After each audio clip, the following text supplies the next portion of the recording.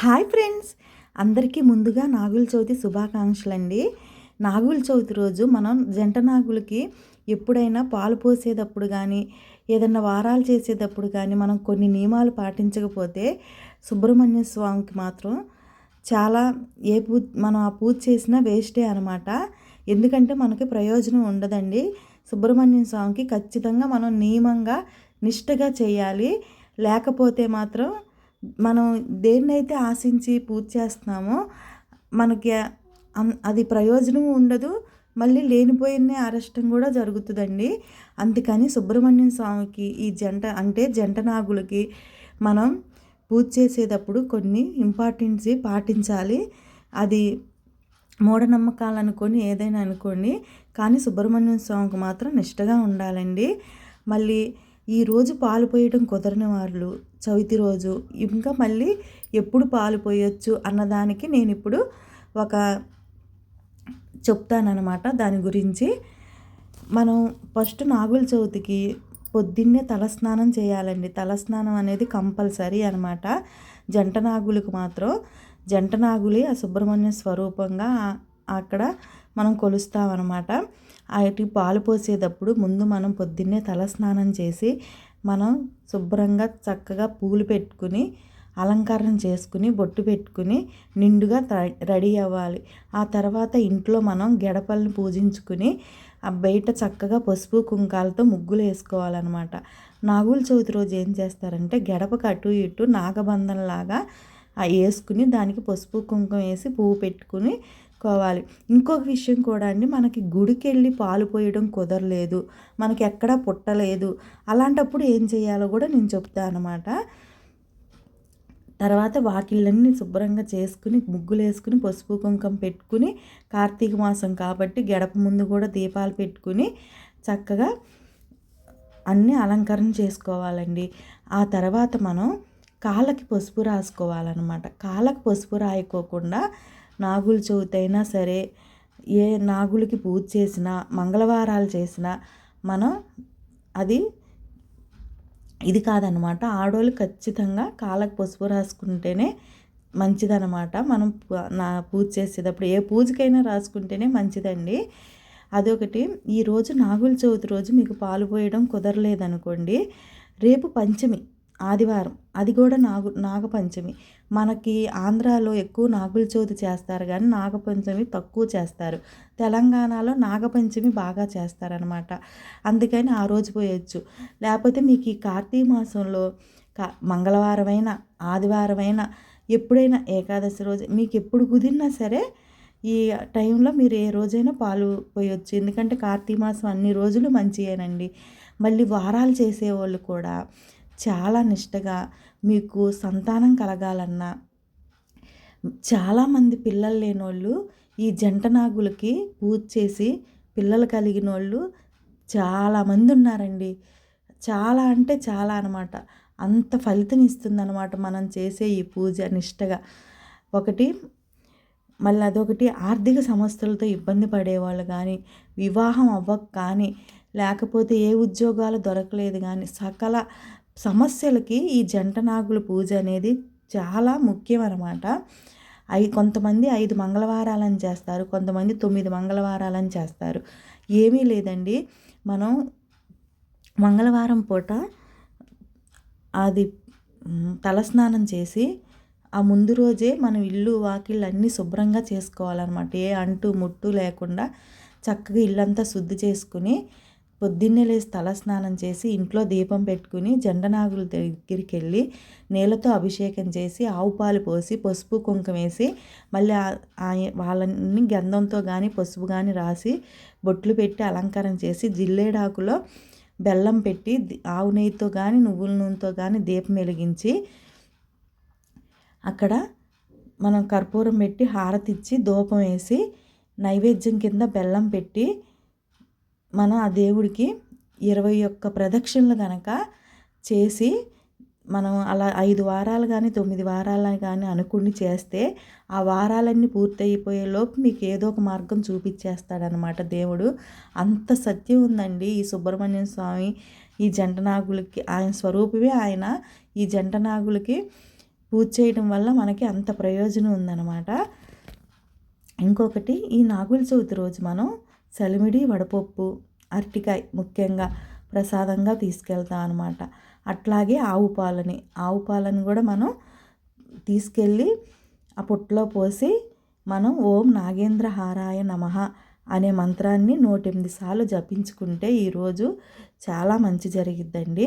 అక్కడికి వెళ్ళి మనం దీపారాధన చేసి, ముగ్గేసి, పసుపు కుంకుమ పెట్టి, తాంబూలం పెట్టి దీపారాధన చేసి, అక్కడ పుట్టలో పాలు పోసి, పిల్లలు ఉంటే పిల్లలను కూడా తీసుకుని కుటుంబ సమేతంగా పోస్తే ఇంకా మంచిదన్నమాట. పిల్లల చేత కూడా పోపించాలి. ఆ తర్వాత ఎంతో శక్తివంతమైన మంత్రం చదువుకోవాలన్నమాట. ఇది భుజంగేశాయ విద్యహే సర్పరాజాయ ధీమహి తన్నో ముక్తి నాగ ప్రచోదయాత్ అనే మంత్రాన్ని చదివితే కుటుంబ కష్టాలన్నీ తొలగిపోతాయండి. ఈ మంత్రాన్ని మనం ఒకసారి చదువుకొని పుట్టలో పాలు పోసుకోవాలన్నమాట. పుట్టలో అంటే ఇప్పుడు నాగుల చవితి అయిపోయింది కదా, ఇంక ఇప్పుడు చెప్తున్నాను అనుకోమాకండి. ఎప్పుడైనా సరే మీరు జంట నాగులకు పూజ చేసేటప్పుడు, మంగళవారాలు చేసేటప్పుడు సుబ్రహ్మణ్యం స్వామికి దీన్ని చెప్పుకుంటే సరిపోయిద్ది అనమాట. ఇలా మనం జంట నాగులకు పూజ చేయడం వల్ల జాతక దోషాలు తొలగిపోతాయండి. అట్లాగే గర్భాశయ దోషాలు కూడా ఈరోజు పాలు పోయడం వల్ల వాళ్ళకి తొలగిపోయి సంతానం కలిగిద్దని ఒక నమ్మకం అన్నమాట. అలాగే మనం పుట్టలో పాలు పోసేటప్పుడు మనకి 12 దేవనాగులైన వాటి పేర్లు చెప్పుకుంటా పుట్టలో పాలు పోయాలన్నమాట. అంటే అవి దేవతా స్వరూపాలన్నమాట. ఈ 12 గుర్తు రాలేదనుకోండి, ఒక 5 అయినా గుర్తుంచుకుని ఆ మంత్రాన్ని చెప్పుకుంటా మనం చేయాలి.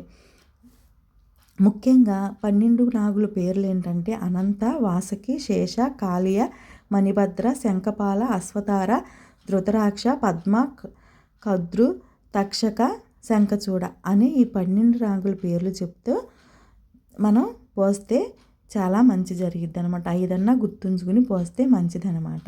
ఇవి చాలా శక్తివంతమైన దైవ స్వరూప దైవంతో కూడిన నాగదేవతలు అనమాట. కానీ మనకి నేను చెప్పాను కదండి, పసుపు తప్పకుండా కాళ్ళకు రాసుకునే మనం ఈ పూజ చేయాలి.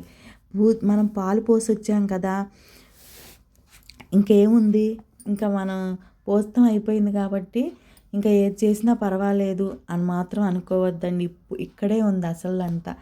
పుట్టలో పాలు పోసి మనం జంట నాగులకి మంగళవారాలు చేసిన, నాగుల చవితికి పుట్టలో పాలు పోసిన మనం కొన్ని నియమాలు అనేది పాటించాలన్నమాట. ఆ నియమాలు ఏంటంటే, మనం పాలు పోసేటప్పుడు ఎంత నిష్టగా ఉంటామో, ఏమీ తినకుండా ఉపవాసం ఉండి మనం పాలు పోస్తాం కదా, ఇంటికి వచ్చినాక మనం కత్తితో కోసిన కూర కానీ, ఉపవాసం ఉంటారు ఆ రోజు పాలు పోసిన వాళ్ళు, పళ్ళు పాలు తీసుకుని ఏదోన్నా లైట్గా, మనకి ఇప్పుడు ఆరోగ్యాలు సరిగా బాగోట్లేదు కాబట్టి షుగరు, బీపీలు అన్నీ ఉన్నోళ్ళు ఉంటున్నారు. వాళ్ళకు ఉపవాసం ఉండాలి, పూజ చేయాలని అనుకుంటారు కదా, వాళ్ళు ఎన్నో పాలు పళ్ళు తినొచ్చు, లైట్గా ఏదైనా అల్పాహారం తీసుకునైనా ఉండొచ్చు. అదొకటి. మళ్ళీ కత్తితో కోసిన కూర తినకూడదండి. అంటే చాకుతో కత్తితో కోసిన కూరలు మనం ఏది వండకూడదు అనమాట. మనం లేకపోతే చాలామంది ముద్దపప్పు కానీ, లేకపోతే చిక్కుడుగాయలు అలాంటివి ఉంటాయి కదా, మనం చేతితో గిల్లేసుకుంటాం కదా, వాటిని చేస్తారనమాట. వాటిని చేసుకుని వండుకొని తింటారనమాట. మంచాల మీద కూర్చోవడం కానీ, మనం ఎలా పడితే అలా ఆకులు గిల్లటం కానీ, అసలు అలాంటివి ఏం చేయకూడదు. ఏది ఆకుల్ని కట్ చేయటం, ఆకులు గిల్లటం, పొలాలు దున్నటం, ఇనప వస్తువులను చేసేయి పుట్టలో పాలు పోసిన వాళ్ళకేనండి, అందరికి కాదు. ఈరోజు మంగళవారాలు చేసే వాళ్ళకి, పుట్టలో పాలు పోసే వాళ్ళకి, భార్యాభర్తలు ఇద్దరు కలవటాలు కానీ అలాంటివి ఏమి ఉండకూడదు. నియమంగా నిష్టంగా బ్రహ్మచర్యం పాటించాలి. ఆ రోజు మాత్రం కంపల్సరీగా నిష్టగా కిందే పడుకోవాలి, నేల మీద పడుకోవాలి, మంచాలను తాకూడదు. అంత నియమంగానే మన సుబ్రహ్మణ్యం స్వామికి పూజ చేస్తేనే మనం చేసిన ఫలితం మనకు దక్కిద్ది. కొంతమంది అనుకుంటారు, అబ్బా నేను పోసాను మంగళవారాలు ఏది జరగలా, ఏం అవ్వలేదంటారు. మనం చేసేది నిష్టగా భక్తిగా చేయాలి. ఆ దేవుడు నాకున్నాడు, దేవుడు ఉన్నాడు నాకు, నేను ఈ పూజ చేస్తున్నా, దేవుడు నాకు మంచి చేస్తాడు, నాకు ఎందుకు చేయడు, దేవుడు ఉన్నాడు అని భక్తితో నియమంగా నిష్టంగా చేయండి. 5 మంగళవారాలైనా 9 మంగళవారాలైనా మీరు అనుకున్నది ఖచ్చితంగా జరుగుతుందండి. నేను ఎందుకు చెప్తున్నానంటే అంత ప్రయోజనం ఉంటుంది అన్నమాట మనం జంట నాగులకి పాలు పోయడం వల్ల. చాలామంది ఊరిని మంగళవారం పాలు పోసి పసుపు కుంకుమ వేసి దండం పెట్టుకుని వెళ్ళే వాళ్ళు ఎంతోమంది ఉంటారండి. ఎన్నో ఇబ్బందుల నుంచి, ఎన్నో కష్టాల నుంచి, మన జాతక దోషాల నుంచి కాపాడేది ఈ సుబ్రహ్మణ్యం స్వామికి మనం చేసే మంగళవారాలు చాలా విశిష్టత అనమాట. మేమైతే ఈరోజు పిల్లలతో సహా గుడికి వెళ్ళి పిల్లలను కూడా తీసుకుని వెళ్ళి ఈరోజు పాలు పోయటం అయితే జరిగిందండి. పిల్లలను కూడా నేను ఈరోజు ఏమి తినకూడదు నాన్న, మీరు ఏమీ కట్ చేయటం చెయ్యొద్దు, నేనైతే ఇంట్లో ముద్దపప్పే వండుతామండి. అది ఫస్ట్ నుంచి చిన్నప్పటి నుంచి కూడా మా అమ్మోళ్ళు అదే పని చేసేవాళ్ళు అనమాట. అందుకని నేను కూడా ఈరోజు ముద్దపప్పే ఇంట్లో వండుతాను అనమాట. ఇంకా పిల్లలకు కూడా చెప్పాను, ఇలా చెయ్యండి నాన్న, అలా మనం ఇప్పటి నుంచే పిల్లలకి నేర్పితే వాళ్ళన్నీ నేర్చుకుంటారండి. ఎప్పుడైతే మనం వాళ్ళు చేయరులే, వాళ్ళకి ఇష్టం లేదంటున్నారు, వాళ్ళు ఇబ్బంది పెట్టడం ఎందుకు అనుకుంటే అదే అలవాటు అయిపోయింది అనమాట. మనం ఒక్క 10 సార్లు చెప్తే వాళ్ళు 11వ అమ్మ మా అమ్మ ఇన్నిసార్లు చదువుతుంది కదా అని వింటారండి. అందుకని పిల్లలకు కూడా దైవభక్తి అనేది అలవాటు చేయండి. దైవభక్తి ఉన్నప్పుడే పిల్లలకి క్రమశిక్షణ వచ్చిద్ది. ఏదన్నా తప్పు చేయాలంటే భయము వేసిద్ది. మంచి మార్గంలో నడవాలి అంటే వాళ్ళకి దైవం మీద ఆసక్తి కలిగేలా మనం కలగజేయాలి. అందుకే మనం పిల్లల్ని కూడా గుడికి తీసుకెళ్ళడం, వాళ్ళకి ఆ గుళ్ళో దేవుళ్ళ గురించి చెప్పడం, అలాంటివన్నీ మనం నేర్పితేనే వాళ్ళు కూడా ఒక క్రమశిక్షణలో ఉంటారండి. మళ్ళీ మనం పుట్ట దగ్గరికి వెళ్ళినప్పుడు మన ఆ పుట్ట మీద కనుక బియ్యపు పిండిలో పంచదార కలిపి అది ఆ పుట్ట మీద చల్లితే ఆ పుట్ట మీద పాము పుట్ట పెట్టదండి. చీమలే ఆ పామున్న చోట పుట్ట పెడతాయి అన్నమాట. ఆ చీమలు ఆ బియ్యపు పిండిలో కలిపిన ఆ పంచదారతో తిని అవి తింటే మనకున్న కష్టాలు బాధలన్నీ మనకి పోతాయంట. ఎందుకంటే మనకి వాటికి ఆహారంగా వేసాం కదా, అవి మనల్ని దీవిస్తాయంట. అందుకని పుట్ట మీద బియ్యపు పిండితో పంచదార కలిపి అది పుట్ట మీద చల్లితే చాలా మంచి జరిగిద్దండి. మళ్ళీ అక్కడున్న పాలు పోసినాక ఆ మట్టి ఉంటుంది కదా పుట్టమన్ను, అది తీసుకొచ్చి పిల్లల చెవులకి, ఇంట్లో అందరి చెవులకి ఇట్లా బొట్టులాగా పెట్టుకుంటే చాలా మంచిదనమాట. ఒక్కొక్కసారి చెవుల్లో నుంచి చీము కారడం అవన్నీ జరుగుతాయి కదా, అవన్నీ పోతాయంట. చెవి ఇన్ఫెక్షన్ ఏదన్నా ఉన్నా అలా చెప్తారు, అదొక నమ్మకం. మరి అందులో ఏం సైన్స్ ఉందో మనకు తెలియదు కదా, ఏదో నమ్మకం. అలా పెట్టుకుంటే మంచిదని చెప్పేసి చెప్తారు. నేనైతే ఇంట్లో పూజ అంతా కంప్లీట్ చేసుకుని ఇంట్లో దీపాలు పెట్టుకుని ఇవాళ వెంకటేశ్వర స్వామికి అటు శివకేశవులు ఇద్దరికీ పూజ చేసుకుని చక్కగా అటు వెంకటేశ్వర స్వామికి కూడా నేను చూపించే ఉంటాను, వీడియోలో మీరు చూసే ఉంటారు. పిండి దీపం పెట్టుకుని ఆయనకి కూడా నామాలతో వెలిగించి గుడికి వెళ్ళి అక్కడ దీపారాధన చేసి జంట నాగులకు కూడా పూజ చేసుకున్నానండి. ఇంకోటి చెప్పాను కదా, మీకు ఎక్కడా గుడి లేదు, మీకు దగ్గరలో పుట్టలేదు, ఇంట్లో యాడికి గుడికి వెళ్ళలేము, ఇంట్లో ఎలా చేసుకోవాలంటే బియ్యపు పిండితో జంట నాగుల్లాగా మనం తయారు చేసుకుని దానికి పూజ చేసుకుని దానికి ఆవు పాలు పోసి పసుపు కుంకుమ వేసి మనం పూజ చేసుకుంటే ఇంట్లో అయినా చేసుకోవచ్చండి.